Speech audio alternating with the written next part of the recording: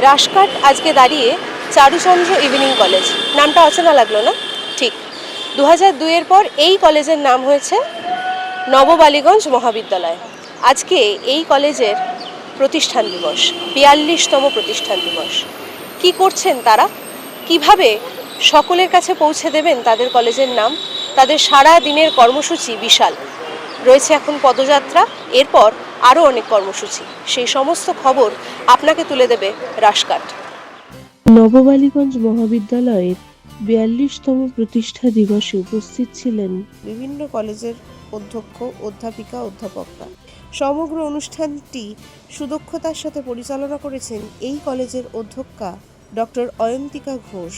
এই অনুষ্ঠানে আনুষ্ঠানিকভাবে তারা উদ্বোধন করেছেন এই কলেজের বার্ষিক ম্যাগাজিন সম্প্রীতি ও উদ্বোধন হয়েছে ওয়াল ম্যাগাজিন। সর্বোপরি সমগ্র অনুষ্ঠানটি সারা সকাল জুড়ে ছাত্রছাত্রীদের যেমন আনন্দ দিয়েছে, সেরকমই নজর কেড়েছে অন্যান্য কলেজের কাছে। এই উদ্যোগ প্রশংসনীয়, এই উদ্যোগ অভিনব। সকালবেলা 9টার সময় ঠিক পদযাত্রা একটা, সেই পদযাত্রার একটা থিম আছে। থিমটা হলো বাঁচার জন্য শেখো, শেখার জন্য হাঁটো। এবং আমরা এই কলেজ প্রাঙ্গণ থেকে, কসবা থানার পাশ থেকে আমাদের যে কলেজ, সেখান থেকে আমরা যাব রাজডাঙ্গা অ্যাক্রোপলিস মোড় পর্যন্ত। তারপরে আবার সবাই হেঁটে ফিরবো। আমাদের তো সায়েন্স নেই, আর্টস আর কমার্স পাঠ্যক্রম আছে।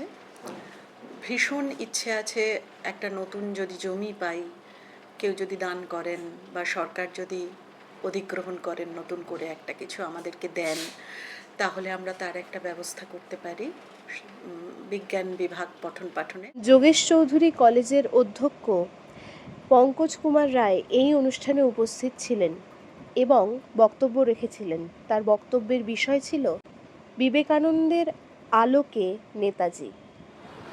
নেতাজি সুভাষচন্দ্র বসু ছিলেন স্বামী বিবেকানন্দের ভাব শিষ্য, এবং জনসেবার মধ্যে দিয়ে যে আধ্যাত্মিক উন্নতি সম্ভব, এটা তিনি প্রথম বললেন। এবং নেতাজির কথায় যে ধর্মচর্চা বলতে আমি শুধু যোগ অভ্যাসকেই জানতাম। নববালিগঞ্জের একটি নিজস্ব থিম মিউজিক রয়েছে, যা লিখেছেন বিশিষ্ট কবি শিবাশিস মুখার্জি। 42তম প্রতিষ্ঠান দিবস উদযাপনে উপস্থিত ছিলেন তিনিও। অয়ন্তিকা আমার ছোট বোনের মতো। আপনারা নিশ্চয়ই হয়তো জানেন, কেউ কেউ তার নানান প্রতিভার, নানান গুণপনার একটু স্পর্শ পেয়েছেন।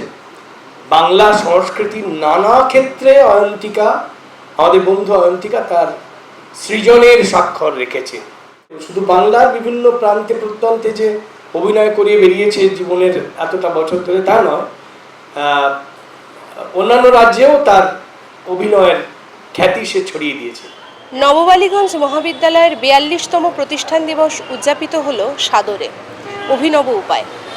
তারা পদযাত্রা করলেন, বিশিষ্ট ব্যক্তিত্বরা নিজেদের বক্তব্য রাখলেন। কলকাতার অন্যান্য কলেজে কিন্তু এরকম প্রতিষ্ঠান দিবস উদযাপন সচরাচর দেখা যায় না। সেই দিক থেকে নজিরবিহীন এক উদযাপন কসবার নববালিগঞ্জ মহাবিদ্যালয়ের।